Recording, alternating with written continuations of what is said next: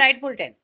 ఇక వివరాల్లోకి వెళ్తే అనకాపల్లి వైఎస్ఆర్సీపీ జిల్లా అధ్యక్షుడు గుడివాడ అమర్నాథ్ సగానికి మించి నిర్మాణం పూర్తయిన 10 మెడికల్ కాలేజీలను పీపీపీ పద్ధతిలో అప్పగించే నిర్ణయంతో రాష్ట్ర ప్రభుత్వం ప్రజా ఆస్తులను ప్రైవేట్ చేతుల్లోకి నెడుతోందని ప్రతిపక్షం వాదిస్తోందన్నారు. ప్రతిపక్ష నేత వైఎస్ జగన్ వివరించినట్లుగా నిధులు ఉన్నప్పటికీ పనులు నిలిపి ఆ తర్వాతే పీపీపీ మార్గం ఎంచుకున్నారని ఆరోపించారు.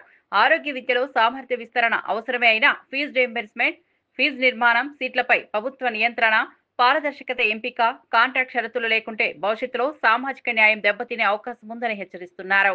ప్రైవేట్ వారికి అప్పచెప్పాలనేటువంటి నిర్ణయం ఈ మధ్యకాలంలో రాష్ట్ర ప్రభుత్వం తీసుకుంది. దానికి సంబంధించినటువంటి జీవోను కూడా నిన్న కాక మొన్న విడుదల చేసినటువంటి సందర్భాన్ని కూడా మీరు అందరూ కూడా చూశారు. దాన్ని ఉద్దేశించి నిన్న మాజీ ముఖ్యమంత్రి గారు, వైఎస్ఆర్ కాంగ్రెస్ పార్టీ రాష్ట్ర అధ్యక్షులు శ్రీ జగన్మోహన్ రెడ్డి గారు ప్రజలను ఉద్దేశించి మా పార్టీ తాలూకా స్టాండ్ని, అదే రకంగా ప్రజలకు జరుగుతున్నటువంటి అన్యాయాన్ని గురించి వారు చాలా వివరంగా నిన్న వారి సుదీర్ఘమైనటువంటి పత్రికా సమావేశంలో ఇది రైతులకు సంబంధించినటువంటి యూరియా సమస్యల మీద, మెడికల్ కాలేజీకి సంబంధించినటువంటి అంశాల మీద, ఇలాగ అనేక అంశాలన్నింటినీ కూడా వారు ప్రత్యేకంగా ప్రజల దృష్టికి తీసుకురావడం కోసం ప్రభుత్వం చేస్తున్నటువంటి అన్యాయాలు, అక్రమాలని ప్రజల ముందు పెట్టేటువంటి కార్యక్రమాన్ని కూడా నేను జగన్మోహన్ రెడ్డి గారు నిన్న వారి పత్రికా సమావేశంలో చెప్పడం మీరు అందరూ కూడా చూశారు. ఆ రోజు మా హయాంలో జిల్లాల పునర్విభజన అయిపోయిన తర్వాత 26 జిల్లాల్లో కూడా 26 మెడికల్ కాలేజీలు ఉండాలి. అప్పటికే రాష్ట్ర ప్రభుత్వంలో ఉన్నటువంటివి కేవలం 11 మాత్రమే ఉన్నాయి. మరికొన్ని పెద్ద జిల్లాలకి ఒక దగ్గర అవసరమైన దగ్గర 2 లేదా మిగిలినటువంటి ప్రతి ప్రాంతంలో కూడా ఉండాలన్నటువంటి ఉద్దేశంతో 17 మెడికల్ కాలేజీని 8,500 కోట్ల రూపాయలు పెట్టి ప్రతి ఒక్క మెడికల్ కాలేజీకి ఒక సూపర్ స్పెషాలిటీ హాస్పిటల్ని జతపరిచి 500 కోట్ల రూపాయలు వెచ్చించి ప్రతి మెడికల్ కాలేజీకి కూడా 500 కోట్ల రూపాయలు కేటాయించి 8,500 కోట్ల రూపాయలు ఖర్చు చేసి ప్రజలకు అందుబాటులో తీసుకురావాలన్నటువంటిది ఆ రోజు జగన్మోహన్ రెడ్డి గారి తాలూకు ఉద్దేశం. గతంలో మీ అందరికీ తెలుసు, విజయనగరం కానీ లేదా మచిలీపట్నం కానీ ఇలా 5 కాలేజీలని మేము ప్రభుత్వంలో ఉండగా జగన్మోహన్ రెడ్డి గారు ముఖ్యమంత్రిగానే ప్రారంభించారు. క్లాసెస్ నడుస్తూ ఉన్నాయి. 5 మెడికల్ కాలేజీలకి 150 సీట్లు చెప్పిన, అంటే 750 మెడికల్ సీట్స్ని ముఖ్యంగా పేదవాడికి అందుబాటులో తీసుకొచ్చేటువంటి కార్యక్రమం ఆ రోజు మా ప్రభుత్వం చేసింది. ప్రాణం అంటే కేవలం ఉన్నవాడిదే కాదు, లేనివాడిది కూడా ప్రాణమే. వాడిని కూడా కాపాడాల్సినటువంటి బాధ్యత ప్రభుత్వంగా నా మీద ఉంది అని చెప్పి ఆ రోజు రాజశేఖర రెడ్డి గారు ఆలోచన చేసి ఆరోగ్యశ్రీ స్కీమ్ తీసుకుని వస్తే ఈరోజు దేశవ్యాప్తంగా అన్ని ప్రభుత్వాలు కూడా దాన్ని ఇంప్లిమెంట్ చేయాల్సినటువంటి పరిస్థితి వచ్చింది. అంత ఆదర్శంగా నిలబడ్డారు. ముఖ్యమంత్రిగా జగన్మోహన్ రెడ్డి గారు నర్సీపట్నం విచ్చేసి ప్రాంత ప్రజలు ఎన్నో సంవత్సరాలుగా కళ్ళగంటున్నటువంటి ఈ ప్రాంతంలో ఒక సూపర్ స్పెషాలిటీ హాస్పిటల్ని, మెడికల్ కాలేజీని తీసుకుని వస్తే ఈ ప్రాంతం తాలూకా భౌగోళిక పరిస్థితులు ఆర్థిక పరమైనటువంటి పరిస్థితులు మారుతాయి. ఈ ప్రాంతానికి కూడా ఉన్నతమైనటువంటి పేరు. హైదరాబాద్ నగరం నుంచి గన్నవరం విమానాశ్రయానికి చేరుకున్న ఎంపీ మిథున్ రెడ్డిని ఎమ్మెల్సీ తలశిల రఘురాం, మాజీ ఎమ్మెల్యేలు కైలే అనిల్ కుమార్, సింహాద్రి రమేష్ బాబు, మేయర్ రాయన భాగ్యలక్ష్మి తదితరులు ఆహ్వానించారు. అక్కడి నుంచి రోడ్డు మార్గంగా రాజమండ్రికి బయలుదేరారు. ఇటీవల ఆయనపై ఉన్న కేసులు, లీగల్ పరిణామాలు, రాజకీయ చర్చల నేపథ్యంలో ఈ పర్యటన ప్రాధాన్యం సంతరించుకుంది. ఎంపీ తదుపరి కార్యక్రమాలు, మీడియా సంభాషణలు, స్థానిక నేతలతో సమన్వయం ఇవి వేచి చూడాల్సిన అంశాలు. పార్టీ శ్రేణుల్లో ఉత్సాహం, ప్రతిపక్ష విమర్శల మధ్య మిథున్ రెడ్డి యొక్క స్థానిక అజెండా మరియు అభివృద్ధి అంశాలపై దృష్టి ఎక్కడ ఉండబోతోందనేది కీలకంగా మారింది.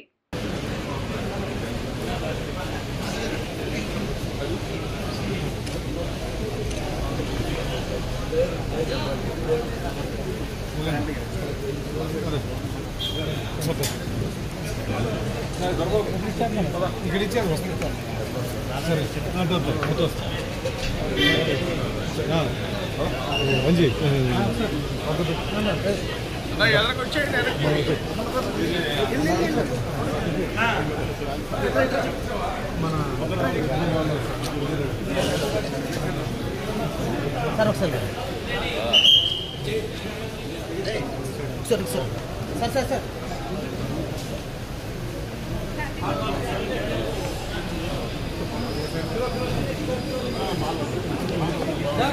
మాధవ్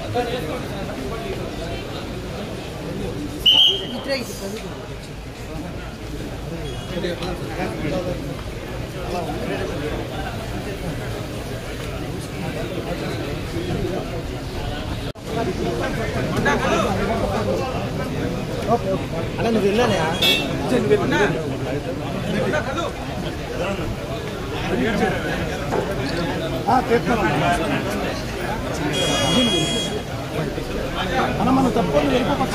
మంత్రి నాదెండ్ల మనోహర్ గ్రామ వార్డు సచివాలయ సిబ్బంది నూతన అప్డేట్ అయిన రేషన్ కార్డులను ఇంటింటికి అందజేస్తారు. కార్డులో మార్పులు చేర్పులకు అక్టోబర్ 31 వరకు గడువు ఉండగా వచ్చే వారం నుంచి మనమిత్ర వాట్సాప్ యాప్ లో డిజిటల్ కార్డ్ యాక్సెస్ ఇవ్వబడుతుంది.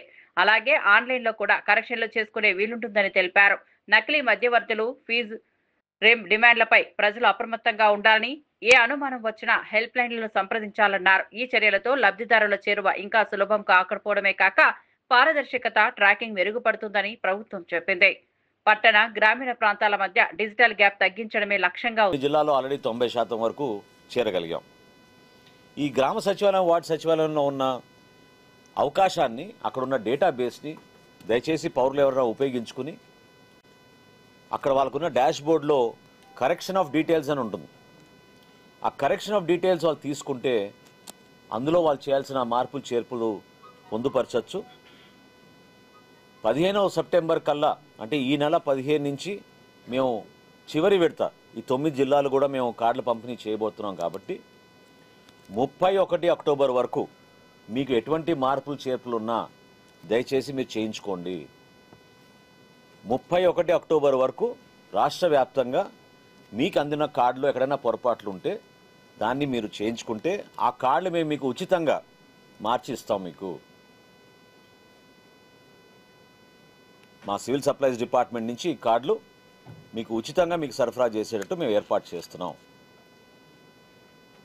వచ్చే వారం నుంచి గ్రామ సచివాలయం, వార్డు సచివాలయమే కాకుండా ప్రభుత్వం నిర్వహిస్తున్న స్మార్ట్ గవర్నెన్స్లో భాగంగా మనమిత్ర యాప్లో కూడా దీన్ని పొందుపరుస్తాం. వాట్సాప్ ద్వారా కూడా మీరు మీ వివరాలు, మీ కార్డ్ నెంబర్ పెడితే తప్పకుండా ఆ మార్పులు చేర్పులు కూడా మేము మా డేటాబేస్తో ఇంటిగ్రేట్ చేసుకుని ఇమీడియట్గా ఒకసారి వెరిఫై చేసుకున్న తర్వాత మీకు కొత్త రైస్ కార్డు సరఫరా చేసేటట్టు మా సివిల్ సప్లైస్ డిపార్ట్మెంట్ నుంచి మేము ఈ విషయం మీకు తెలియపరచడానికి కోసం. కాంగ్రెస్ నాయకురాలు doctor Kota Neelima BJP IT సెల్పై అసత్య ప్రచారం, ఆరోపణలు చేస్తూ కఠినంగా స్పందించారు. ఫ్యాక్ట్ చెక్కు తట్టుకోలేని వ్యాఖ్యానాలు, ఎడిటెడ్ క్లిప్స్, అపోహలు వ్యాప్తి చేస్తున్నారని, ఇది ప్రజాస్వామ్యంలో విచారకరమని పేర్కొన్నారు. సోషల్ మీడియా ప్లాట్ఫామ్లలో బాధ్యతాయుత సంభాషణ అవసరమని, చట్టపరమైన చర్యలు తప్పవని హెచ్చరించారు. రాజకీయ విభేదాలు ఉండొచ్చు, కానీ వ్యక్తిగత దూషణలు, నిరాధార ఆరోపణలు, మోసపూరిత ప్రచారం అనేవి అంగీకారమైనవి కావని కోటా నీలిమ వ్యాఖ్యానించారు. పారదర్శకంగా ధృవీకరించగల సమాచారం మీదే రాజకీయ చర్చ నడవాలని కోరారు. ఓటర్ కార్డ్స్ ఉన్నాయని ఈ రోజున మీ ముందర లీగల్ ఒపీనియన్ తీసుకున్న తర్వాత సాక్ష్యాధారాలతో వాస్తవాలు ఏంటో చెప్పడానికి వచ్చాను. 2017లో అంటే 8 ఏళ్ల క్రితం ఇల్లు షిఫ్ట్ అవుతూ ఆ టైంలో ఫామ్ 6 అనేది ఏదైతే ఎలక్షన్ కమిషన్ ఇచ్చిన ఫామ్ దాన్ని ఫిలప్ చేసి మా అడ్రస్ ఎలక్షన్ ఓటర్ ఐ కార్డులో షిఫ్ట్ చేయమని అడగడం జరిగింది. ఆ తర్వాత కొత్త ఎక్కడైతే అడ్రస్ ఉందో అక్కడ ఇంకో ఓటర్ ఐ కార్డు ఎలక్షన్ కమిషనే మాకు ఇచ్చింది. మేము ఇచ్చిన ఫామ్ కాపీ ఇది. 2017లో మేము ఫిలప్ చేసిన ఫామ్ ఇది. దీనికి ఎలక్షన్ కమిషన్ రిసీవ్ చేసుకున్నాము అని అక్నాలెడ్జ్మెంట్ కూడా ఇచ్చింది. మరి మా పని, మా బాధ్యత మేం చేసుకున్నాం. నాగరికుల్లాగా, law abiding citizens, law follow చేసే సిటిజన్స్ లాగా మేము చేయాల్సిన పని మేము చేసాం. ఎలక్షన్ కార్డు మాది అక్కడి నుంచి డిలీట్ చేసేయండి, షిఫ్ట్ చేయండి ఇంకో చోటుకి, మేము కొత్త చోటుకి వెళ్ళామని చెప్పడం జరిగింది. సైన్ కూడా చేసి ఇచ్చాము ఈ ఫామ్. ఎలక్షన్ కమిషన్ బాధ్యత ఏమిటి? ఈ ఫామ్ తీసుకుని ఎక్కడైతే మేము షిఫ్ట్ అయిపోయామో అక్కడి నుంచి ఆ ఓట్ కట్ చేసి ఎక్కడైతే మేము వెళ్ళామో అక్కడ ఓట్ ఉండేటట్టు చూడటం. ఎందుకంటే మన దేశంలో 1 person 1 vote అనే రూల్ ఉంది. ఒక మనిషి ఒకటే ఓటు ఉండాలి, వాళ్ళకి ఒకటే ఈపిక్ ఉండాలి. అది అందరికీ తెలిసిన విషయమే. కాబట్టి ఎలక్షన్ కమిషన్ ఈ పని చేయాల్సింది. ఈ బాధ్యత ఎలక్షన్ కమిషన్ది. మా బాధ్యత మేం చేసాం. We submitted the form, timely submit చేసాం. అది వాళ్ళు ఎక్నాలజ్మెంట్ తీసుకుని దాని ఈ ఫైల్ని జాగ్రత్తగా కూడా పెట్టుకున్నాం.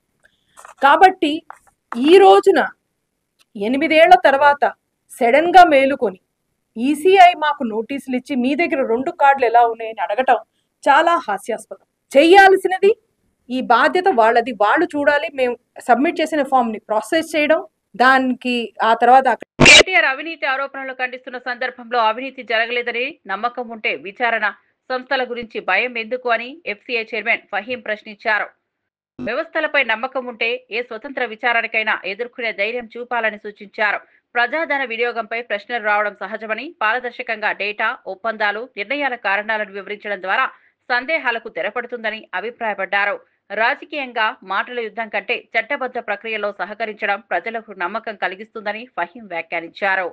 45 కోట్లు పంపించడం అనేది ఒక మంత్రిగా పనిచేసిన కేటీఆర్ అవగాహన ఉందా లేదా అని అడుగుతున్నా. కేబినెట్ అప్రూవల్ లేకుండా ఎలక్షన్ కోడ్ ఉండి నిధులు దారి మరలించినావు అంటే మళ్ళీ ఇది నేరం కాదా అని కేటీఆర్కి నేను ఈరోజు సవాల్ ఇస్తున్నాను. ఏసీబీ, సిట్, సిఐడి అనేటివి రాజముద్రలు కలిగిన సంస్థలు. ఇవన్నిటి కూడా ఇలాంటి ఏమైనా జరిగితే రాష్ట్రాల్లో విచారణలు, ఎంక్వైరీ కమిషన్స్ ఇవన్నీ కూడా వాళ్ళు వస్తారు, మీకు ఎంక్వైరీకి నోటీసులు ఇస్తారు, రామంటారు, ఎంక్వైరీ జరుగుతుంది. ఎందుకు భయపడుతున్నావు? నువ్వు ఎంక్వైరీ జరిగినప్పుడు వెళ్ళు, ఏసీబీ ఆఫీస్కి వెళ్ళు, నోటీస్ తీసుకో, మాట్లాడు. అక్కడ నిజాలు ఏమున్నాయో నీ దగ్గర ఏమైనా ఆధారాలు ఉంటే అక్కడ సమర్పించు. ఆ ఎంక్వైరీ నుంచి నువ్వు బయటికి రా. కడిగిన ఆనిముత్యంగా నువ్వు బయటికి వస్తే తెలంగాణ ప్రజలందరూ కూడా హర్షిస్తారు. అది కాకుండా లొట్ట పీస్ కేసు ఇవి అని చెప్తున్నావు. మళ్ళీ గతంలో మీ దాంట్లో కూడా వేసిన ఏసీబీ, సిఐడి కేసులు అవన్నీ లొట్ట పీస్ కేసులా? మళ్ళీ ఆ విచారణలు అన్ని జరిగినాయి లొట్ట పీస్ విచారణలా?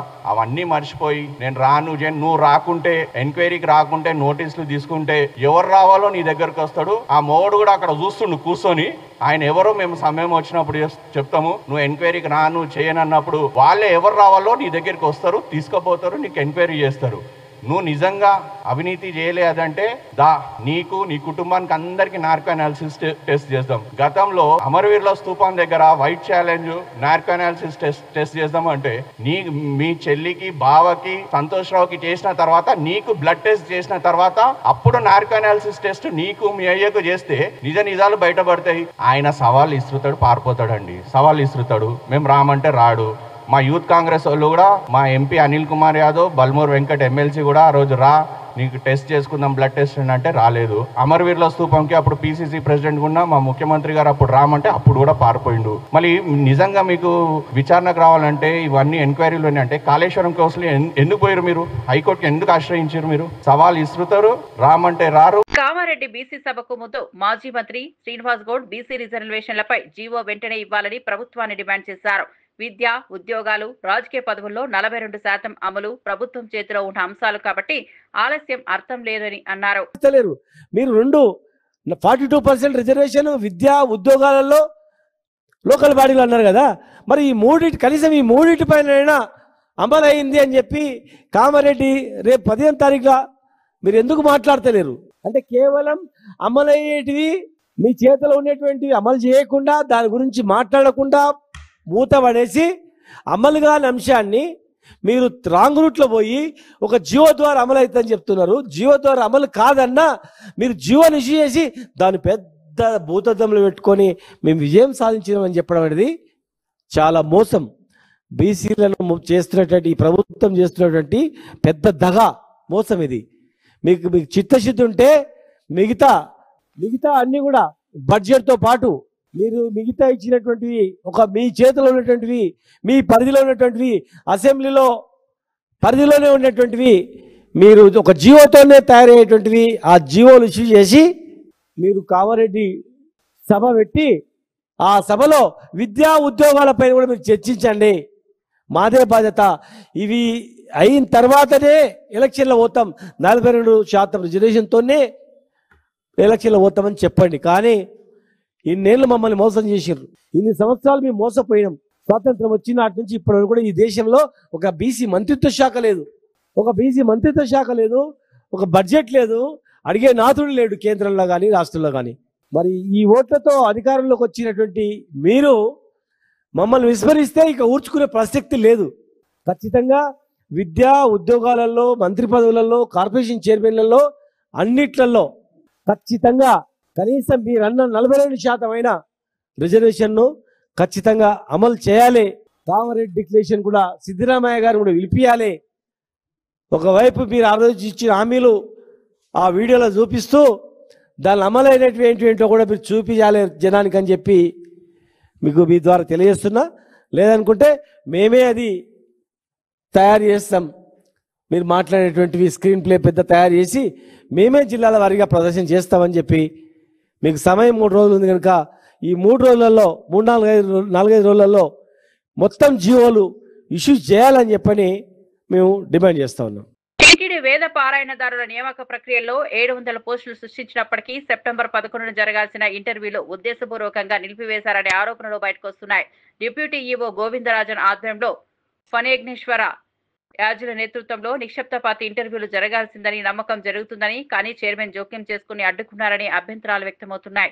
తన వాళ్లకు అవకాశాల కోసం ప్రక్రియను నిలిపారన్న వాదనలపై టీటీడీ పూర్తి వివరణ ఇవ్వాలని డిమాండ్ చేశారు.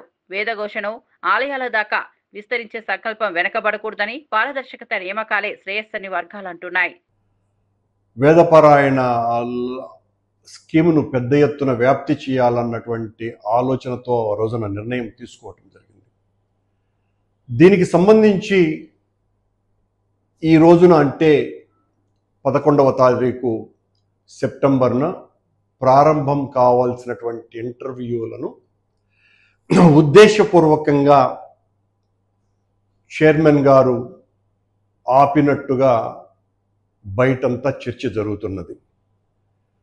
ఈ వేదపారాయణ ఇంటర్వ్యూలకు సంబంధించి ఎంతో ఉన్నతమైనటువంటి సంస్కారం కలిగినటువంటి వ్యక్తి, టీటీడీలో నిజాయితీ కలిగినటువంటి వ్యక్తి, అన్ని విషయాల పట్ల కూలంకషమైనటువంటి చర్చ చేసి నిజ నిర్ధారణకు వచ్చిన తర్వాతనే ఏ నిర్ణయమైనా తీసుకునేటువంటి వ్యక్తి,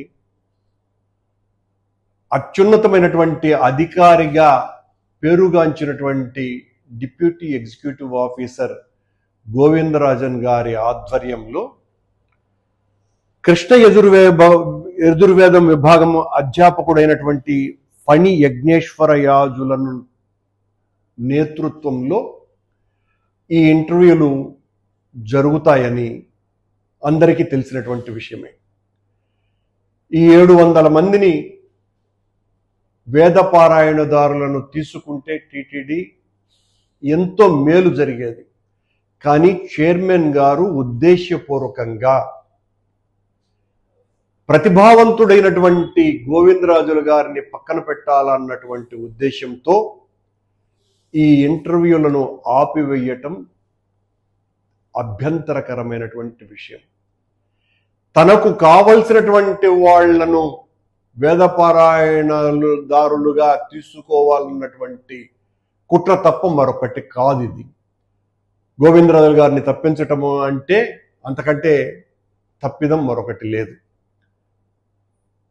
ఎవరో ఆకాశరామన్న ఉత్తరాలు రాశారనో లేకపోతే ఎవరో కంప్లైంట్ చేశారనో 700 మంది వేదపారాయణదారులకు భృతి కల్పించేటువంటి అవకాశాన్ని ఆపివేయటం ఏ కారణం లేకుండా అది గోవిందరాజుల గారికి ఒక్కరికే మచ్చ తెచ్చే విషయం కాదు, మొత్తం బ్రాహ్మణ సమాజానికంతా కూడా చాలా వైఎస్ఆర్సీపీ వర్గాల ప్రకారం జగన్ హయాంలో బీసీ వర్గాలకు గుర్తింపు, కీలక బోర్డులు, కార్పొరేషన్ల ద్వారా ప్రాతినిధ్యం, పథక ప్రయోజనాల విస్తరణ కలిగిందని వాదిస్తున్నారు. ప్రస్తుతం ప్రతిపక్ష స్థితి సందేశాన్ని మరింత బలంగా తీసుకెళ్లే అవకాశంగా తీసుకుని బీసీ సమాజంలో చేసిన పనులను డేటాతో చూపించాలని పిలుపునిస్తున్నారు. కూటమి ప్రభుత్వంపై ప్రజల్లో అసంతృప్తి ఉందని, టీడీపీ ఫేక్ ప్రచారంను సోషల్ మీడియాలో ఎదుర్కోవాలని అంటున్నారు. ఈ సందేశంలో కేంద్ర బృందువు బీసీలకు ముందు రాజకీయ, విద్య, ఉపాధిలో స్థిరమైన అవకాశాలు కల్పించే లక్ష్యాన్ని మళ్ళీ బలంగా వినిపిస్తున్నాయి. మా హయాంలో నీవు వచ్చాయని కూడా చెప్పుకునే ఘనత మీకు దక్కించింది. వైఎస్ఆర్సీపీ వల్ల అది సాధ్యమైంది. జగన్మోహన్ రెడ్డి గారు ఆ ఘనత మీకు ఇచ్చారు. ప్రతిపక్షం లేకొచ్చాం. ఒక రకంగా ఇది మనకు మంచి అవకాశం. ఇప్పుడు ఏం చేయగలమనేది చూపే దిశగా అడుగులు వేసాము, చేసే ప్రయత్నం చేశాము, కొంతవరకు చేస్తూ వచ్చాము. ఇప్పుడు ఇంకా ఏం చేయొచ్చు, నెక్స్ట్ మళ్ళీ ప్రభుత్వం లేకొచ్చేసరికి ఈ కులాలు ఏవైతే మనం అనుకున్నామో, మిమ్మల్ని దేవేటికైతే బాధ్యులు పెట్టారో ఆ కులాలకు సంబంధించిన వాళ్ళందరినీ చైతన్యపరిచి వైఎస్ఆర్సీపీతో ఉంటేనే జగన్మోహన్ రెడ్డి గారు వెంట నడిస్తే మన బిడ్డలు బ్రహ్మాండమైన భవిష్యత్తు ఉంటుంది, మన కులానికి ఉజ్వలమైన భవిష్యత్తు ఉంటుంది. మనకు కావాలనుకున్న రకంగా ఏ వైపు మనం వెళ్ళాలంటే ఆ వైపు తగిన ప్రోత్సాహం ఇచ్చే పార్టీ, ముందుకు నడిపించే పార్టీ, ప్రభుత్వంలోకి వస్తే ఇంకా మరింత మెరుగైన జీవితాన్ని ఇవ్వగలిగిన పార్టీ వైఎస్ఆర్సీపీ జగన్మోహన్ రెడ్డి గారని ఈ చైతన్యం వాళ్ళల్లో కదిలించే రకంగా, ఎందుకంటే మనం చెప్పుకోవడానికి. ఎన్టీఆర్ భవన్ లో మీడియా సమావేశంలో రాష్ట్ర వ్యవసాయ శాఖ మంత్రి కింజరపు అచ్చెన్నాయుడు రైతు సమస్యలపై విస్తృత సమీక్షకు సిద్ధమయ్యారు. ఎరువుల సరఫరా, సీడ్ నాణ్యత, నీటిపారుదల నిర్వహణ, పంట బీమా, నష్టపరిహారం వంటి అంశాలపై సంఖ్యలతో పాఠం చెప్పనున్నట్టు సంకేతాలు, ముందస్తు నిల్వలు, బ్లాక్ మార్కెట్ అరికట్టడం డిమాండ్ చేశారు. సప్లై మ్యాపింగ్, జిల్లాల వారీ మానిటరింగ్ ద్వారా సంక్షోభం తలెత్తనివ్వమని చెప్తున్నారు. అన్నదాతకు నీతి అనేది థీమ్. దానికి అనుగుణంగా చర్యల పథకాలు ప్రజలకు వెల్లడించే అవకాశం ఉంది. కట్ చేసి 24 మధ్యన మనందరం చూసాం, అనుభవించాం. రాష్ట్రాన్ని కుక్కలి చింపినటువంటి విసిరాగ్గా మార్చాడు. ఇప్పుడు ఆ పిచ్చోడు ప్రతిపక్ష హోదా ఇమ్మని అడుగుతున్నాడు అన్నట్టుగా మాట్లాడడం ప్రారంభించాడు. ఆయనకు అలవాటు అయిపోయింది. ఆంధ్రప్రదేశ్ రాష్ట్రంలో ఏమి జరుగుతుందో కనీసం తెలియలేనటువంటి పరిస్థితి. వారంలో ఒకరోజు రావడం, పూర్తిగా అబద్ధాలు మాట్లాడడం, మళ్ళీ బెంగళూరు వెళ్ళిపోవడం 16 మాసాలుగా ఆనవాయితీగా జరుగుతుంది. నిన్నను పాత్రికేయుల సమావేశం పెట్టాడు. నేను ఎప్పుడు చెప్తుంటాను ఆయనకి సమాధానం చెప్పవలసినటువంటి అవసరం లేదు అని. కానీ ఆ పిచ్చోడు మాటలు కొంతమందైనా నమ్మి మళ్ళీ మోసపోతారనే ఉద్దేశంతోనే ఎప్పటికప్పుడు ఒక బాధ్యతాయుతమైనటువంటి ప్రభుత్వంగా ప్రజలకి వాస్తవాలు చెప్పవలసినటువంటి అవసరం ఉంది. అందుకే మేము తప్పనిసరి పరిస్థితిలో ఈ సమాధానం చెప్తున్నామని చెప్పి ఈ సందర్భంగా తెలియచేస్తున్నాను. నిన్న సమావేశంలో చూస్తే 2 విషయాలు ప్రధానంగా తీసుకున్నాడు.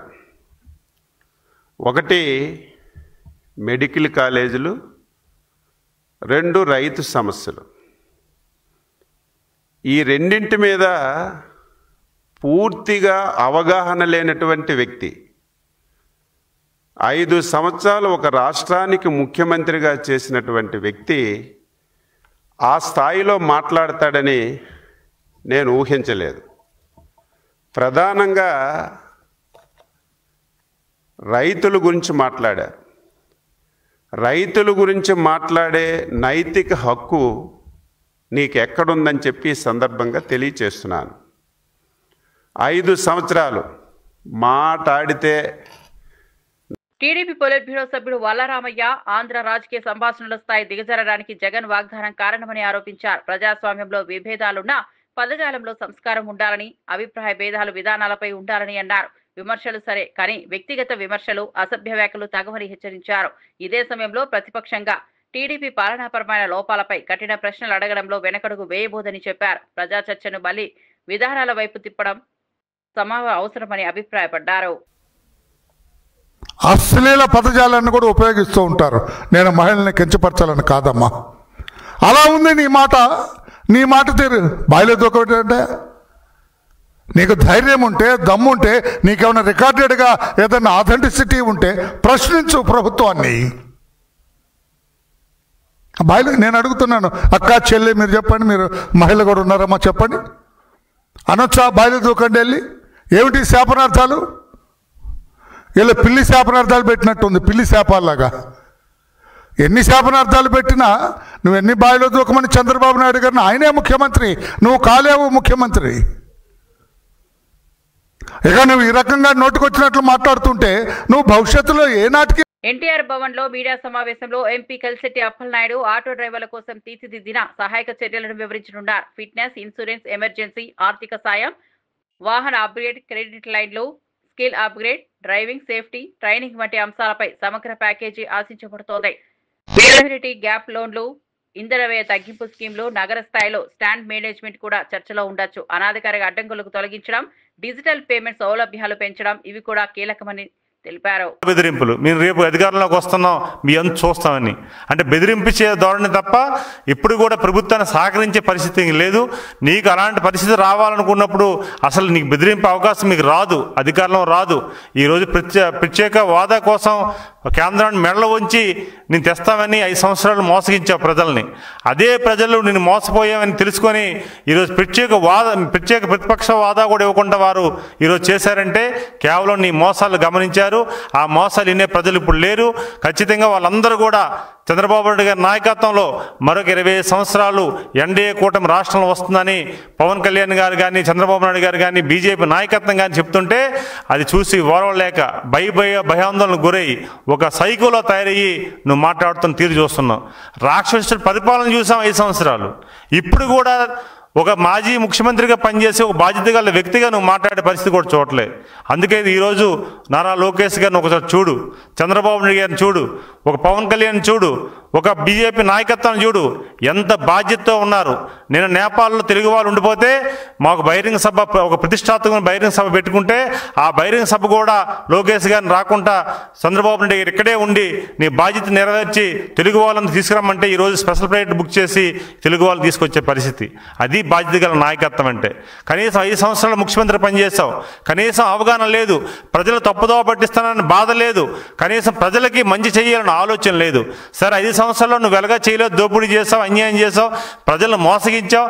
ప్రభుత్వ విమర్శలు లక్ష్యంతోనూ వాస్తవాలతో ఉండాలి. కానీ మాజీ సీఎం చంద్రబాబు వంటి నాయకులపై వ్యక్తిగతంగా అసభ్యంగా మాట్లాడడం సముచిత స్థానం కాదని మంత్రి పార్థసారథి స్పష్టం చేశారు. పాలనా పరంగా లోపాలపై ఏ పార్టీ అయితేనేం ప్రశ్నిస్తే లేస్తే స్వాగతమే గాని పదజాలం దిగజారితే ప్రజాస్వామ్య విలువలు దెబ్బతింటాయని హెచ్చరించారు. ప్రతిపక్షం ఇచ్చే ఇన్పుట్లు పాలనను మెరుగుపరచడానికి ఉపయోగపడాలని, అదే ఆరోగ్యకర రాజకీయ సంభాషణ అని ఆయన చెప్పారు. సరే, ప్రభుత్వం మీద విమర్శలు చేయటం సర్వసాధారణం. ప్రతిపక్షం తప్పకుండా విమర్శలు చేస్తుంది. దాని మీద అధికార పక్షం తాము చేసిన మంచి కార్యక్రమాలు ఏంటో ప్రజలకు తెలియజేస్తుంది.